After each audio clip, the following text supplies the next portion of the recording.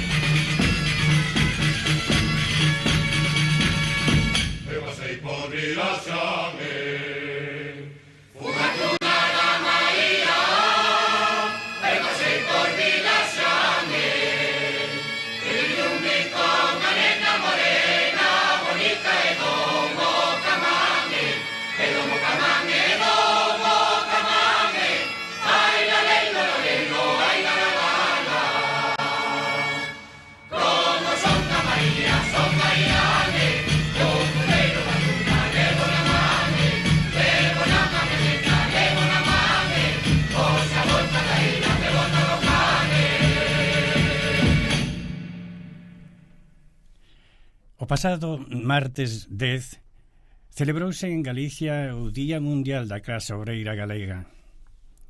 Amigos, tuveron que pasar 54 anos para que o Consello de Ministros aprobase o reconocemento institucional ás vítimas dos tráxicos sucesos do 10 de marzo de 1972 en Ferrol. É dicir, os traballadores de Bazán Ferrolano que caeron asesinados e feridos baixo as balas disparadas pola Policía Armada. Pasou demasiado tempo e a gran maioría das vítimas xa non están con nós. Aquel dramático 10 de marzo, a desproporcionada actuación da policía contra unha manifestación laboral causou a morte de 2 traballadores e feriu a máis de 100 persoas. A esta masacre seguiron días de terror na cidade, con moitas detencións de traballadores, a maioría deles membros das comisións obreiras, ilegales por aquel entonces. Unha onda de represión con centos de traballadores despedidos e con procesos nos Tribunal de Orden Público no que se pedían máis de 100 anos de cárcel para as persoas procesadas. Por iso hoxe recordamos aos traballadores asesinados, feridos, despedidos, xulgados e condenados. Están manifestándose en defensa de un convenio colectivo que os apoyara laboralmente. Porque, mesmo nos anos 70, xa na fase final do franquismo, participar en unha manifestación podía levarte á cárcel ou, en todo caso, como mínimo, condenarte ou meterte entre unha lista negra da que nadie podía salir. O Consello de Ministros do día 10 deste mes fixo un exercicio de verdade, de xusticia e de reparación coas vítimas do 10 de marzo de 1972. Pero deberíamos ir máis alá, porque a democracia en España ten unha deuda permanente coas persoas que puxeron en risgo a súa liberdade, ou que foron despedidos das súas empresas, que pasaron anos na cárcel e, no caso extremo, perderon hasta as súas vidas. A recuperación da democracia non foi un pacto das élites, e moito menos unha concesión franquista. Foi a movilización popular que tivo a loita de clase obrera con héroes e heroínas que deben ser reivindicados como se merecen, é dicir, con toda a honra.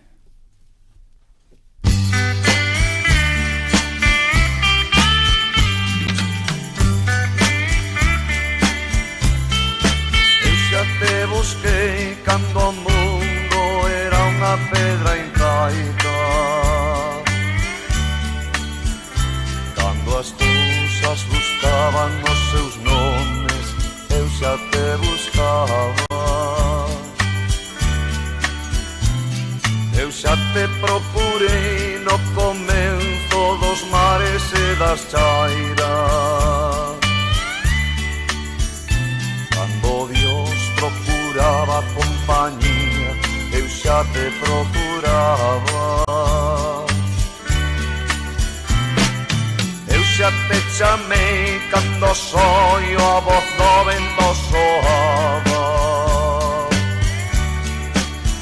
cando o silencio chamaba polas verbas, eu xa te chamaba. Eu xa te enamorei cando o amor era unha folla branca,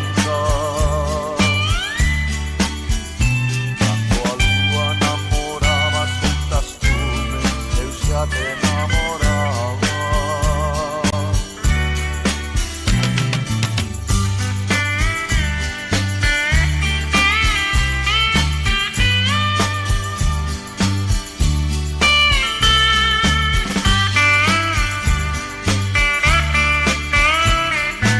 Eu xa te busquei cando o mundo era unha pedra incaica, buscaban os seus nomes, eu xa te buscaba. Eu xa te procurei no comenzo dos mares e das chairas, cando Dios procuraba compañía, eu xa te procuraba. Eu xa te chamei cando soio a voz do vento soaba, cando o silencio chamaba polas verbas, eu xa te chamaba. Eu xa te enamorei cando o amor era unha folla branca, cando a lúa namoraba soltas cumes, eu xa te enamoraba.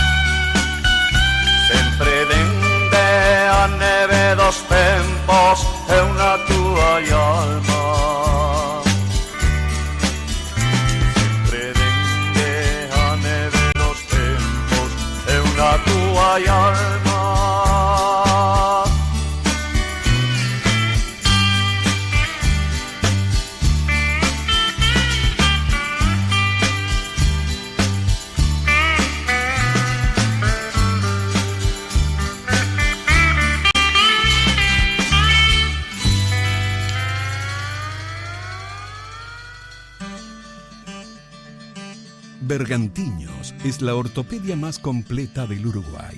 Todo tipo de prótesis, ortesis y férulas, miembros superiores e inferiores. Bergantiños, con técnicos especializados, atendiendo en Chaná y Joaquín de Salterain. Teléfono 24 00 27 39.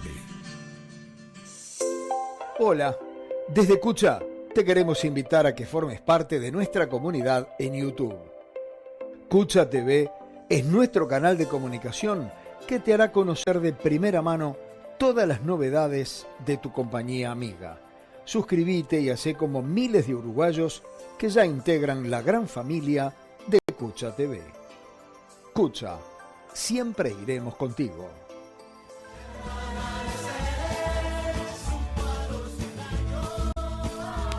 Amigos, temos o placer de recibir hoxe aquí en Sempre en Galicia, aquí no estudio, a Manuel García do Campo, que é doutor en Socioloxía, profesor adscrito ao Departamento de Socioloxía e Ciencias da Comunicación da Universidade da Coruña. Benvido, Manuel, gracias por estar con nós hoxe. Pois moitas grazas a vos por terme convidado e por ter a oportunidade de partir un ratiño aquí con vos. Explícame un pouquiño que é iso de a socioloxía e as ciencias de comunicación mesturado. Que é iso? Como se entende iso, Manolo? Bueno, vamos a ver, tamén hai que entendelo que é unha comunidade de veciños donde coincide que un vai a vivir a un edificio sin elexir os veciños. Hai un pouco de unha cuestión ao azar, de que nun momento dado nós tiñamos un edificio na Universidade da Coruña só para a Facultade de Socioloxía, pero cando veu a crise do 2008 houbo que facer sitio a novas titulacións que empezaron con máis puxanza e entonces veu Ciencias da Comunicación, onde ali ten varios graos, entre outros agora teño un grao de videoxogos. Aparecen novas formacións, teñen, non sei se vou a decir ben porque eu son de Socioloxía, non de Ciencias da Comunicación, pero teñen un en Ciencias da Comunicación donde se forman técnicos de imaxe e son para traballar en emisoras de radio, por exemplo. Teñen algún outro título e encaixamos ben. Ciencias da Comunicación, que está en contacto coa comunidade en Socioloxía o mesmo, entón temos un mesmo edificio, un departamento onde tamén compartimos un pouco a organización das actividades docentes. Tes un traballo sobre a construción social do territorio galego, non? Este traballo ten algo que ver na defensa que se está levando a cabo na construción nas costas galegas, que se están derrumbando casas porque fan mal, fan mal o ambiente, ou en que se desenrola iso? Bueno, efectivamente eu publiquei unha monografía, un libro no ano 2003 que xa choveu un pouco sobre como se construiu o territorio galego, non? O territorio tal como nós o concebimos desde as ciencias sociais ten como tres patas. Falar de territorio é falar dun sustrato físico, unha poboación e unha cultura que se vincula a un territorio, que aproveita eses recursos, que ten agricultura, que ten industria, que ten todo. E entón, desde ten a construción histórica, un proceso longo, que dá lugar ao que temos na actualidade. Non sei se vou a decir ben, pero aproximadamente no 2010, moi aproximadamente, quizá un pouco máis tarde, no 2015, en concreto no litoral, aprobouse en Galicia lle chaman o POL, que é o Plan de Ordenación do Litoral, non? Que mapea, hai un mapa de todo o litoral galego, donde permite, ten 4 categorías, se permite, en algúns casos proíbe todo, non se pode facer absolutamente nada. Básicamente hai unha liña en Seral de 500 metros desde a liña do mar ata o interior, onde hai unha protección do POL, en 4 niveis de protección. Nos casos donde hai solo consolidado, onde hai unha cidade, onde hai un pobo, aí o POL prácticamente non dice nada e ten que ser un plan, o PESON, o Plan Xeral de Ordenación Municipal, o que decida, pero efectivamente hai unha protección do litoral desde ese momento, da aprobación do POL. Claro que sí. Hai un destacamento no campo con dirección ás cidades. Eso dixéchelo ti en Carballo fai uns anos. Esta é unha frase túa que dixaches fai uns anos en Carballo. Ali confirmaches ademais que o crecemento das cidades como Carballo ven explicado polo saldo migratorio. Fálanos un pouquiño deso. O saldo migratorio. É certo que hai uns anos, despois eso creo que foi unha noticia que saiu na Voz de Galicia, porque eu ali falei de era un curso de verán destos que se organizan en Carballo.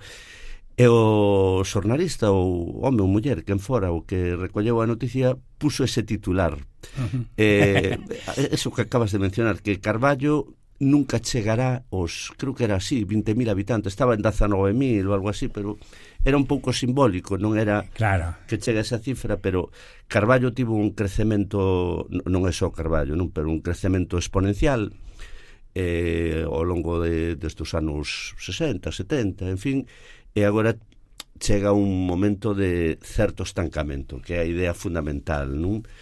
Eu non recordo nin siquiera decir exactamente a frase que puñan no titular de que nunca chegará aos 20.000 habitantes, non? Pero quere dicirse que a demografía que temos ten as tasas de fecundidade que probablemente todo o mundo coñece, que son moi baixas, donde o crecemento vegetativo é negativo, é dicir, morre máis xente da que nace. En Galicia temos unha taxa de fecundidade de número medio de fillos por muller por debaixo do 1, está no 0,9, 0,89, 0,90, en fin, e para que houbera reemplazo xeracional, cada muller debería ter 2 fillos, un por un varón e unha muller, para que houbera a mesma poboación.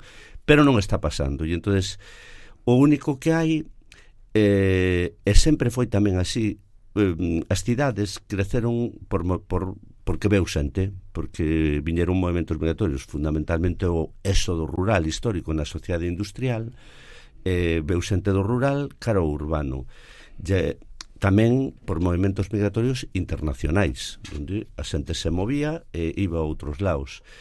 E Carballo, como todas as súas vilas grandes, acolleron a moita poboación do seu entorno, de parroquias e de aldeas das comarcas próximas, e concentraron a poboación ali. E cal é o futuro das aldeas, Manolo?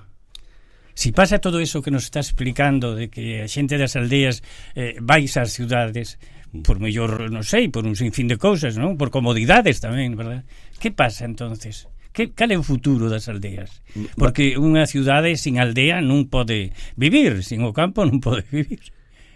Vamos a ver, a aldea que ata os anos 50, incluso 70, era un espacio vital, cheo de xente en Galicia, con actividade económica, unha economía un tanto de subsistencia, non sempre moi orientado ao mercado, senón que vendían un becerro, depende das zonas, non vendían viño, un becerro, o que houbera, pero eso desapareceu e nunca volverá. En Galicia, das 30.000 entidades singulares, a meirande parte aldeas, quedan moi residualmente, e eso nunca volverá. A sociedade cambia de ser unha sociedade agraria a unha sociedade urbana, pero o que non vai a desaparecer de entrada é a actividade económica que se produce. É unha cousa, a mí polo menos me parece bastante perceptible, pero calquera que vaya a Galicia, un pode pensar que Galicia ten un territorio agrario abandonado. Eu non o vexo así. Vexo unha Galicia activa. Hai zonas que quedaron a monte, que antigamente estaban traballadas, especialmente espazos de difícil mecanización, pero na terra nas comarcas onde hai vacas, hai forraxe, hai vacas, hai pradería, onde hai viño, siga habendo viño. E hai xóvenes que están interesados no campo tamén, verdad? E hai actividade económica, xóvenes que van, se capitaliza un pouco, cambiou a forma de traballar o campo, e agora hai sociedades, empresas, xente xoven, asalariados, eso non vai a desaparecer. E tamén hai unha cuestión que chamamos os neoruralitas, que é un novo poboador que aparece no mundo rural, especialmente no rural. Hai un rural que chamamos remoto, porque ten difícil acceso á cidade, ao hospital, ás comodidades do mundo urbano ou do ocio, pero o rural próximo, coas vías de comunicación que permite que te coloques nunha área urbana en menos dunha hora, vai un novo habitante que ou ben é poboación activa e traballa, pero dende casa teletraballa, ou ben é unha persona xubilada, claro, que vai a residir ali porque quere a paz e a tranquilidade do mundo rural, aínda que non sexa a tempo completo. Vai a pasar temporadas. Estábamos falando do mundo rural, pero vamos a costa, porque hai pouco tempo o turismo fixo un boom coa Costa da Morte, verdad? Coa Costa da Morte e con todo o litoral, como ben acabas de dicir ti. O turismo principal que hai no mundo buscamos sol e praia. Claro. Hai máis, hai turismo gastronómico, cultural, a xente quere ver monumentos. En Galicia a xente lle recomendamos moito que veña a probar a nosa comida, claro, comida, viños, que é un turismo gastronómico. De feito hai unhas cuantas estrellas Michelin en Galicia, en todas partes, pero a meirande parte efectivamente quere sol e praia, cousa que non abunda moito na Costa da Morte. Algunha vez que eu fun ali, eu son natural de Ourense, nos imos máis cara a Vigo, cara as Rías Baixas, e algunha vez estando na Costa da Morte, facía un día con unha chuvia así de miudiña, un pouco de orballo, e decía, ya era o mes de agosto, pero era un día húmedo, nubrao. A xente dali me dicía, no, hoxe é un día agradable, hoxe fai bo día. E a xente vai buscando tamén, a xente que busca a Costa da Morte vai buscando outros valores diferentes dos que hai na Costa do Sol, ou na Costa Brava, onde ali tes garantido sol, pero con todo o bullicio que hai. A Costa da Morte hai outra paz. Ademais é Fisterra, o fin do camiño, claro, esa componente que influye moito, verdad? Un pouco mística. Exactamente, claro. Unha componente un tanto espiritual, non, de ese atractivo que ten. Un pensa tamén, Manuel, que ese carisma especial que tiña Galicia, uns anos, con respecto a outras rexións, non perde con ese modernismo que lle queren dar as ciudades e as aldeas de Galicia. Non o sei, pero Galicia ten atractivo, sigue mantendo atractivo, diferente cando unha persoa, collendo un pouco a liña do que estaba dicindo, de cando unha persona quere sol e praia, o mellor é recomendarlle outras rexións de España ou do mundo, non? A Galicia hai que vir a sentir paz. Hai un lema que ten a Xunta de Galicia, unha campaña publicitaria que me parece moi bonito, porque se ve, nun cartaz grande con unha imaxe ali de unha persona comendo uns manxares e unhas viandas moi típicas de Galicia, e o lema é Galicia sabe amar. Claro, porque é así, ¿verdad? Ese amar podelo escribir separado. En varias, claro. Todo xunto, non? Que sabe amar e que sabe amar. Sí. Claro, e entón eso forma parte do atractivo de Galicia. Ajá, sí. Ese facerse querer, ese querer. E tamén a xente aberta, non?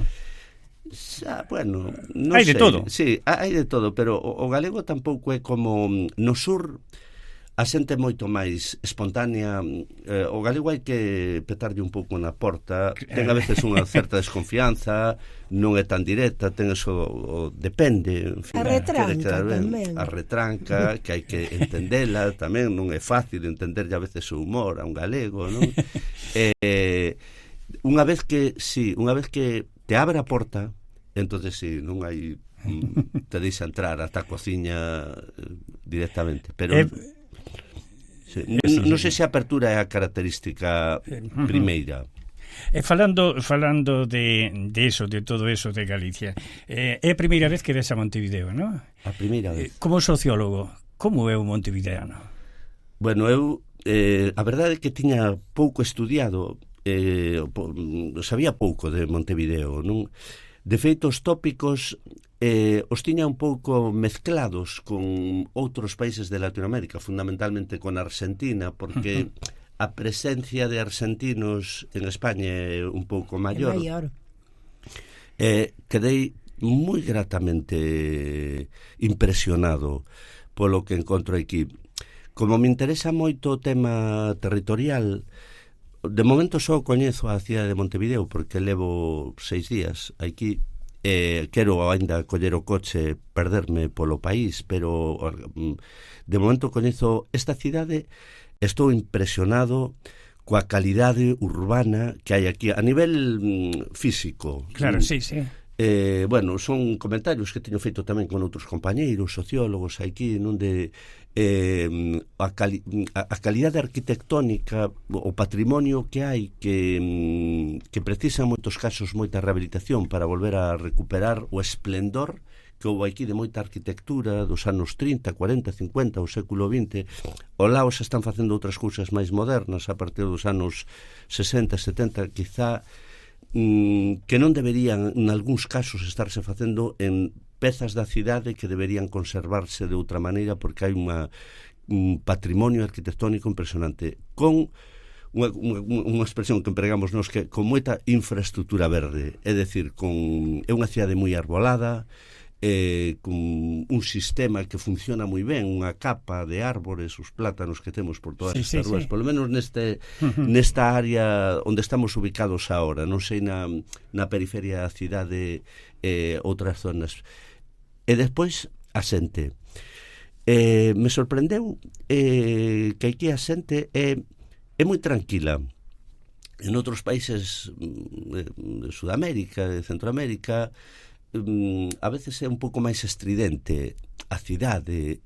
Aquí a xente vive con moita calma, con moita tranquilidade. Non hai moito ruido na cidade, non hai bocinas. Noutros sitios non hai ruido. Non hai ruido.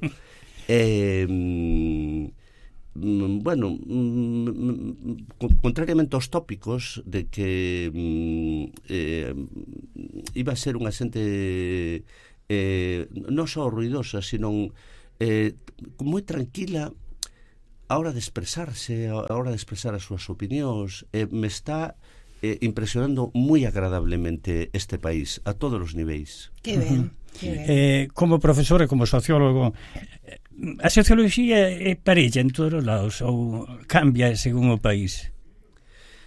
Bueno, ten componentes bastante uniformes, é dicir, hai as sociedades cambian, en cada sitio hai peculiaridades.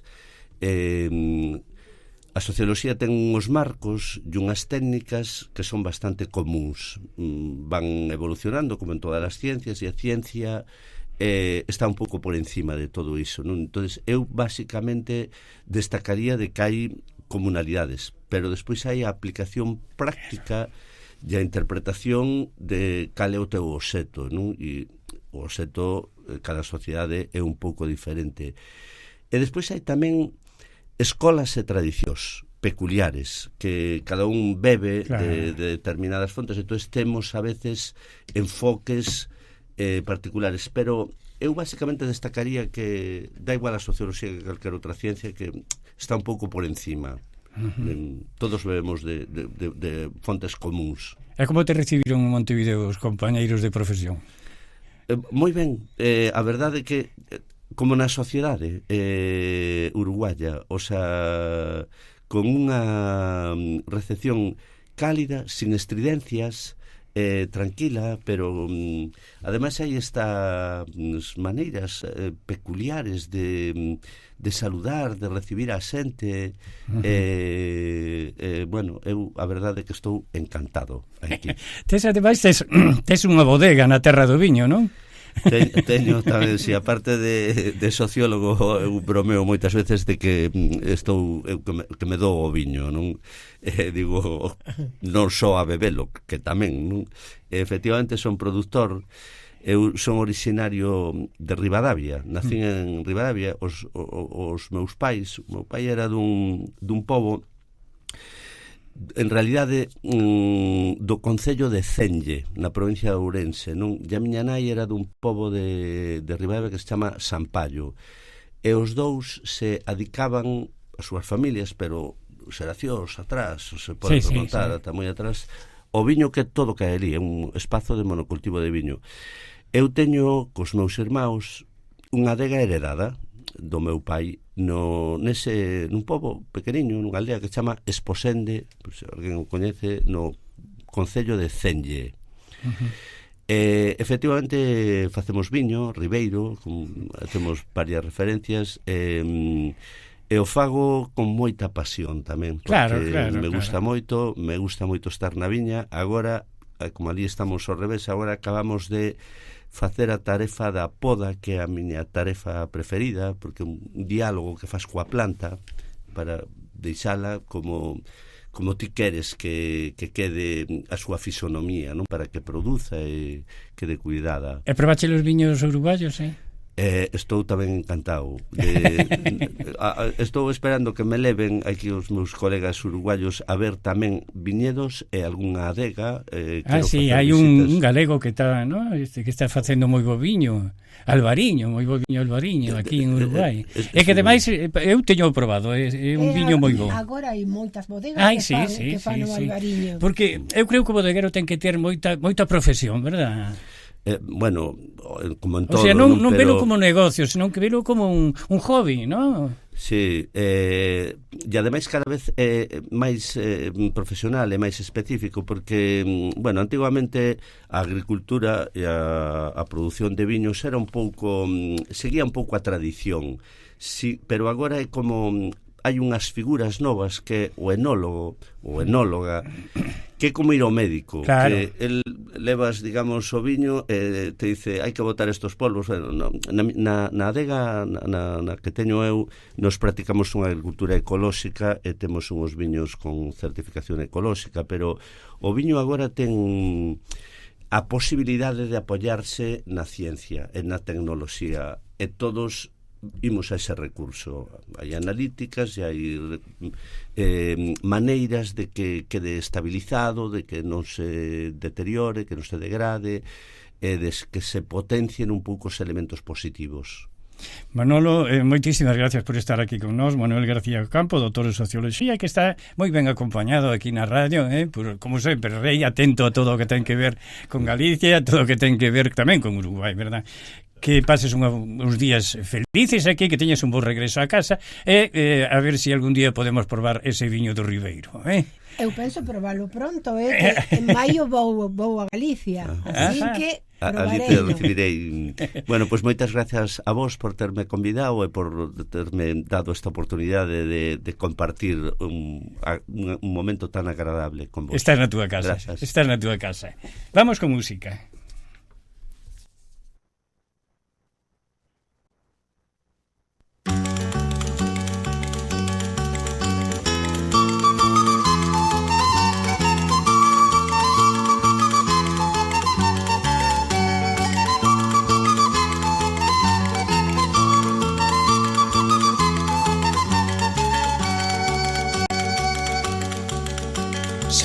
Sementarei, loguiño de clarear, en tanto no pobo medre un meniño, un bello e un cantar. Sementarei, loguiño de clarear, en tanto no pobo medre un meniño, un bello e un cantar. Un meniño revoldeiro que fale na lingua vai, que suba os vexedeiros a froita verde roubou. Sementarei, loguiño de clarear, en tanto no pobo medre un meniño, un bello e un cantar. Sementarei, loguiño de clarear, en tanto no pobo medre un meniño, un bello e un cantar. Un bello que de nos sellos un rostro de fume pan que conte con todos os nenos do buque do Paspallón. Sementarei, loguiño de clarear, en tanto no pobo medre un meniño, un bello e un cantor. Sementarei, loguiño de clarear, en tanto no pobo medre un meniño, un bello e un cantor. Un cantar de redención, un bello e novo cantar, que troque a desolación nun limpo e carborión. Sementarei, loguiño de clarear, en tanto no pobo medre un meniño, un bello e un cantor. Sementarei, loguiño de clarear, en tanto no pobo medre un meniño, un bello e un cantor. Loco deixaime morrer entre dous regos queimado, cando veñan os solpores dos homes esfamiados. Sementarei, loguiño de clarear, en tanto no pobo medre un meniño, un bello e un cantor. Sementarei, loguiño de clarear, en tanto no pobo medre un meniño, un bello e un cantor.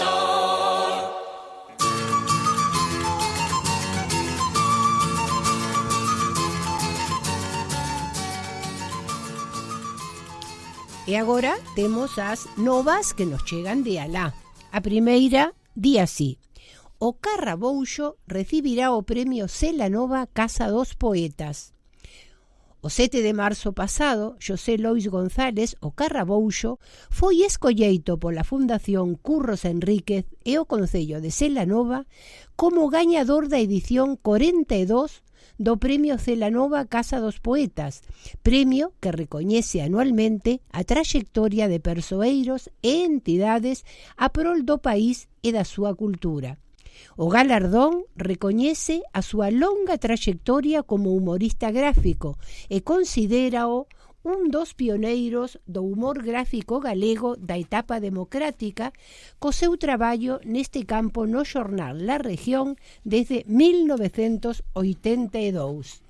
O fallo salienta o labor do Carrabouxo como digno continuador, polo tanto, das viñetas de Castelao e herdeiro, ao mesmo tempo, dos rexistros sociolóxicos da sorna, da rebouxa, do trasacordo, da retórica e da retranca. Os premios Opinión da Música Raíz distinguiron o Día das Letras Galegas.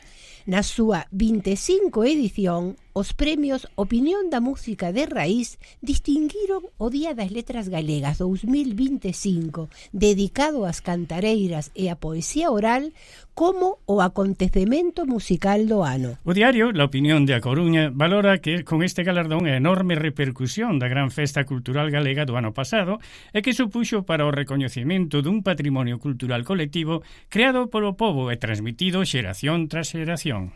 A gala de entrega, organizada pola Opinión A Coruña, celebrarase o día 6 de maio no Teatro Rosalía de Castro de A Coruña e contará coas actuacións de Caamaño e Ameixeiras e Rosa Cedrón. Que bonito isto, inaugurouse unha mostra de historias de mulleres da emigración. Así é. Interesante, non? Organizada polo Consello da Cultura Galega, o quiosco Alfonso da cidade da Coruña acolle desde o mércores 11 pasado e ata o día 3 de maio unha exposición multimedia titulada Emigrantas, emerxer do silencio. A través de arquivos históricos, fotografías, materiais audiovisuais, cartas, obxectos e voces gravadas, a mostra percorre as múltiplas formas de partir, vivir, traballar, resistir e regresar destas mulleres que abriron camiños vitais, culturais e políticos alén das fronteiras. Santiago de Compostela lembra as revoltas estudiantiles do ano 1968. A iniciativa é parte do programa co que o Concello Compostelán conmemora estas movilizacións pioneiras no ámbito universitario durante o franquismo. Desde o pasado xoves 12, roteiros guiados percorren os principales escenarios da movilización daquel momento co apoio de diferentes documentación. Ademais, o Teatro Principal de Santiago de Compostela mostrará as revoltas estudiantís de 1968 coa proxección o martes de 17 de marzo dunha novela visual interactiva titulada Antes de Maio. Unha mostra no Gallás recupera o archivo personal de Luisa Villalta. O Arquivo de Galicia, na Cidade da Cultura en Santiago de Compostela, acolle desde o martes 10 de marzo a exposición Mulleres Sobranceiras, Luisa Villalta, Música, Palabra e Compromiso. Trátase dunha mostra que recupera parte dos fondos persoais da autora, recentemente cedidos pola familia, e que pode visitarse ata o vindeiro mes de decembro. Esta exposición afonda na traxectoria da autora a través de máis de 60 pezas, entre as que se atopan borradores das súas obras, notas, correspondencia con outros escritores e escritoras, e folletos e programas de actos nos que participou, así como algunhas das súas publicacións. A iniciativa encádrase na programación da Xunta de Galicia con motivo do Día Internacional da Muller. Pontevedra quere recuperar a Ponte do Burgo e Francis tamén. Todos queremos recuperalo. Quen pasee pola praza de Valentín García Escudero de Pontevedra poderá ver un espazo arqueolóxico apuntalado con puntais e tapado con plástico. É o espazo da antiga Ponte do Burgo, unha das testemunhas arqueolóxicas do auxe comercial e marítimo da cidade na Idade Media e donde apareceron numerosos materiais arqueolóxicos.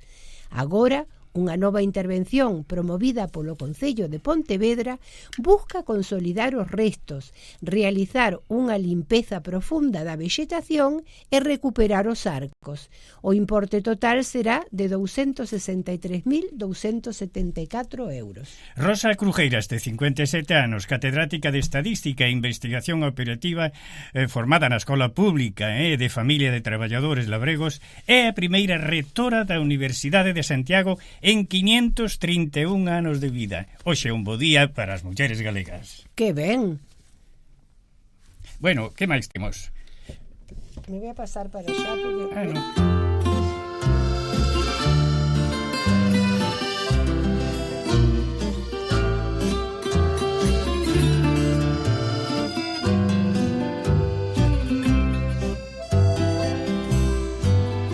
Cuando quero vivir digo Moraima, digo Moraima cando semento a esperanza,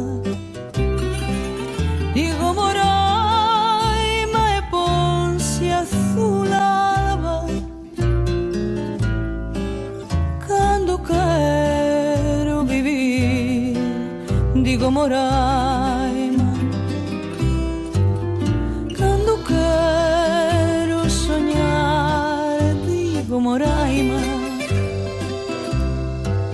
digo Moraima, cando a noite é pechada, digo Moraima e ponse a luz en marcha,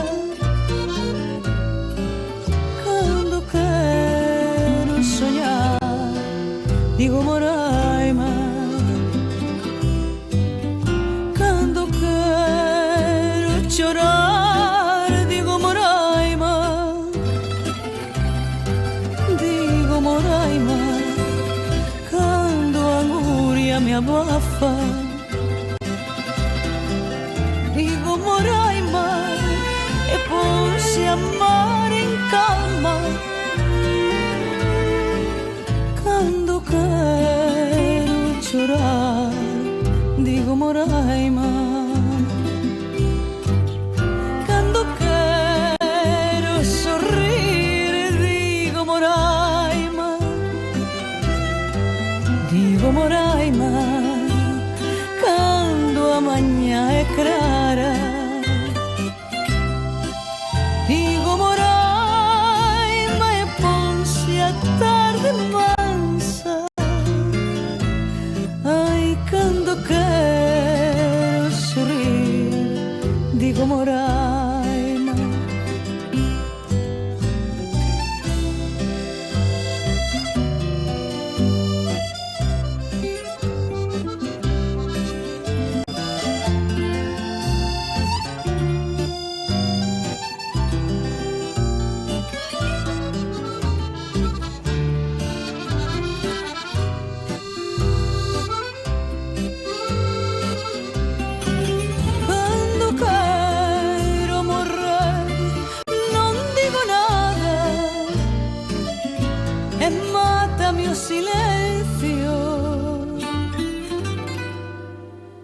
de non decir Moraima. Bueno, vamos agora cas novas da colectividade despois de escoitar a María do Ceo Moraima, este tema tan bonito.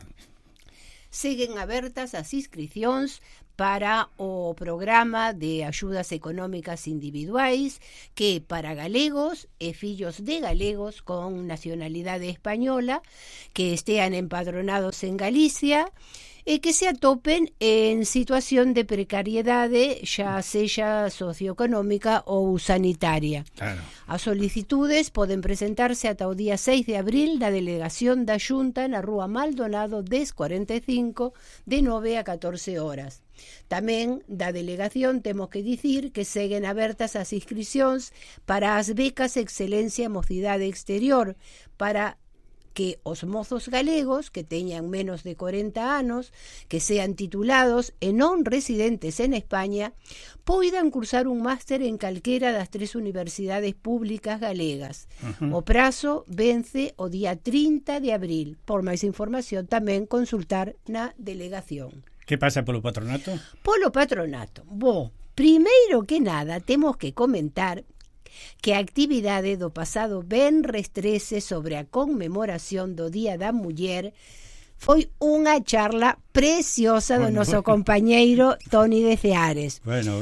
Unha charla na que Toni, co esa capacidade que el ten de relatar os feitos, pero ao mesmo tempo engadir as anécdotas que veñen a conto, o que fai que un se prenda de esa actividade e lle pareza curta, porque así foi, o público pediulle que continuase, pero o que ten de bo todo isto é que comprometeuse a facer pronto outra charla. Bueno. Unha pena que houbera poucos asistentes, pero é así. Queda para outra vez. Para outra vez teremos máis. Claro que sí. A nosa próxima actividade será o mércores 25.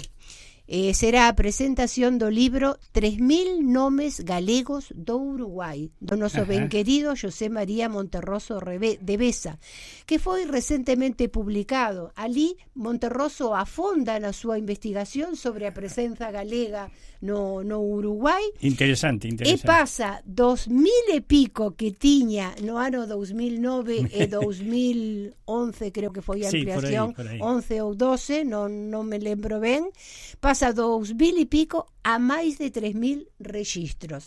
Lembrade, mércores 25 a 7 da tarde. Que máis hai, Ana? Están abertas as inscricións para os nosos cursos 2026, cursos que, como sabedes, son totalmente gratuitos. O único requisito é ser socio do patronato. Claro.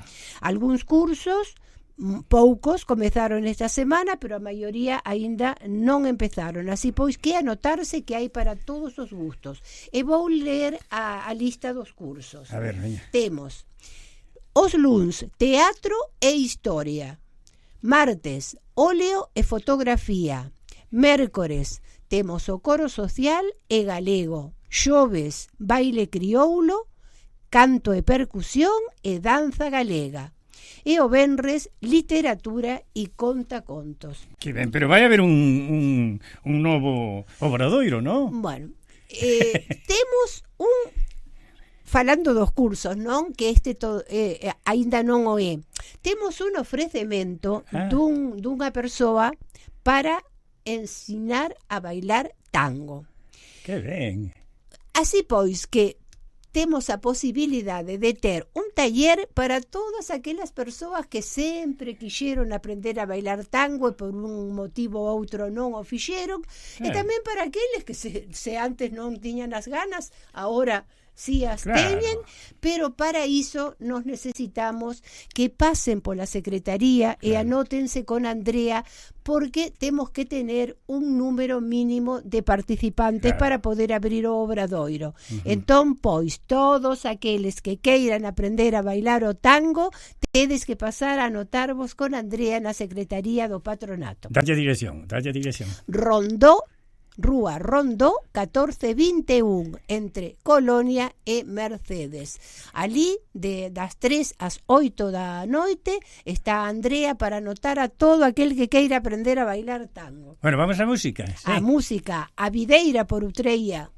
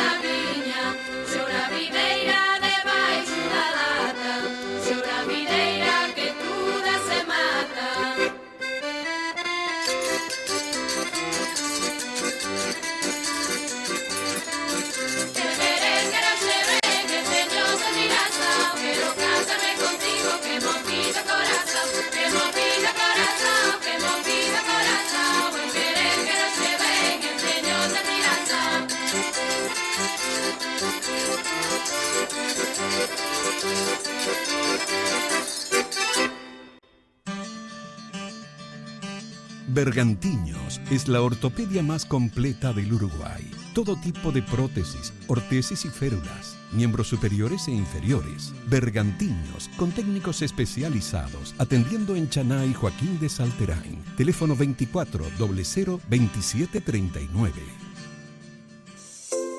Hola, desde Cucha te queremos invitar a que formes parte de nuestra comunidad en YouTube. Cucha TV es nuestro canal de comunicación que te hará conocer de primera mano todas las novedades de tu compañía amiga. Suscríbete y hacé como miles de uruguayos que ya integran la gran familia de Cucha TV. Cucha, siempre iremos contigo.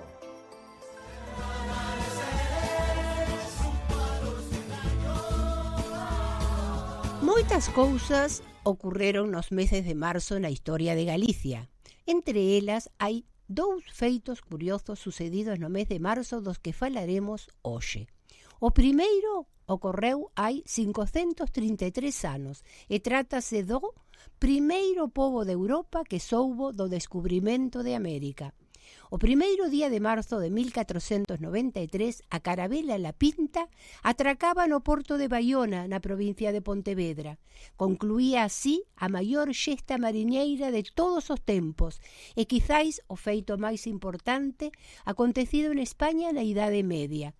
A chegada da Pinta a Baiona cambiou o futuro deste pobo e do mundo enteiro. A nave, baixo o mando de Martín Alonso Pinzón e pilotada polo pontevedrés Cristóbal García Sarmiento, era a primeira en regresar a América das 3 que zarparan con Cristóbal Colón. Plantas, animais e indígenas chegaron por vez primeira ao vello continente. Viñeron 3 indios, un deles morreu ao pouco da arribada e foi enterrado no cemiterio ao pé da muralla do Monte Boi. Galicia convertíase así no primeiro país de Europa que coñecía a existencia do Novo Mundo e Baiona no principal porto da ría de Vigo. A Pinta permaneceu no pobo durante 10 días, tempo no que se converteu en centro de atención de toda a coroa. Os reis católicos recoñeceron o gran servizo prestado a Castela por Baiona e outorgaron ao pobo privilexio, franquías e inmunidades. Desde o ano 1974, cada primeiro fin de semana de marzo, Baiona celebra a Arribada, unha festa multitudinaria para celebrar a chegada da carabela á vila pontevedresa. Está catalogada como Festa de Interese Turístico Internacional de España e acolle cada ano unhas 30.000 persoas. Baiona transfórmase neses días nun pobo medieval. As súas rúas empedradas énchense de talleres artesanais e postos de comida típica, mentres polo mar se representa a chegada da carabela que cambiaría a historia deste municipio, de Galicia e do mundo enteiro. Temos outro segundo feito. Este aconteceu hai 110 anos e trátase da estrea de Miss Ledia, a primeira película de ficción galega e a única película na que actuou Castelao. Era en branco e negro, cunha duración de apenas 20 minutos. O film estreouse o 3 de marzo do ano 1916 no desaparecido Teatro Principal de Pontevedra. A película tivo como director o acreditado filmador de reportaxes José Gil, que aproveitou os modernistas espazos do gran balneario da Toxa e outros escenarios para a ambientación do filme. A trama inspírase no atentado que desencadeou a Primeira Guerra Mundial, perpetrado en Sarajevo e que custou a vida do archiduque Francisco Fernando de Austria e da súa muller. A narración da película recrea as peripecias de Miss Ledia, sobriña dun multimillonario estadounidense a quen acompaña nunha viaxe por Galicia. O filme escenifica a súa estancia na illa da Toxa, lugar onde coinciden cos reis de Suabia, que permanecen ali de incógnito por estar ameazados polo atentado que pretende levar a cabo un anarquista ruso. O film ten ademais varios personaxes de reparto, entre eles un pastor protestante. Identidades cambiadas e carreiras frenéticas son o forte de Miss Ledia, unha das poucas tramas non reais de José Gil, xa que o seu forte foron os noticiarios e o cinema da emigración. Tamén a presencia de Alfonso Daniel Rodríguez Castelao é outro dos puntais da película. Castelao encarna ao insólito pastor protestante que na secuencia final porta unha pistola para deter o anarquista, evitando así a morte dos reis. Así pois que Miss Ledia ten un remate moi feliz. Castelao chegara nese ano 1916 a Pontevedra e participa no reparto da película como parte da súa socialización na cidade, da man da súa amizade co galeguista Antonio Blanco Porto, quen tamén recrea un personaxe de reparto no filme e que participa tamén, ademais, Castelao pola súa relación con quen fixo o guión, o novelista Rafael López de Haro, autor desta estrambótica historia. A intervención de Castelao en Miss Ledia será a súa única incursión cinematográfica. Bueno, amigos, pues foi todo por hoxe, verdad? Nos controles técnicos Carlos Cardoza, pero vamos a terminar con música, verdad? Claro. A ver, un pouquiño de música.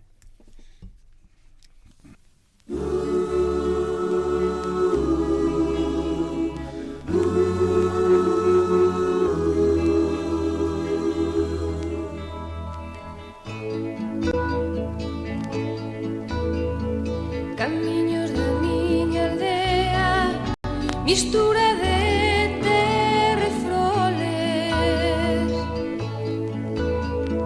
Canto fai que non gozando, canto gozando vive monte. Tantos anos se botaron por riba diste meu corpo, Que xa me teñen deitado, deixándome aquí tan soio. Onde estades meus camiños, onde estades? Camiños. Bueno, amigos, foi todo por hoxe. Volvemos o domingo ás 9 da mañán aquí en Sempre en Galicia. Hasta o domingo que ven. Camiñante, non pisedes vos agora. Sempre en Galicia, fina a súa audición de hoxe e voltará o domingo ás 9 da mañán para traervos verbas e cantigas. Saúde e terra.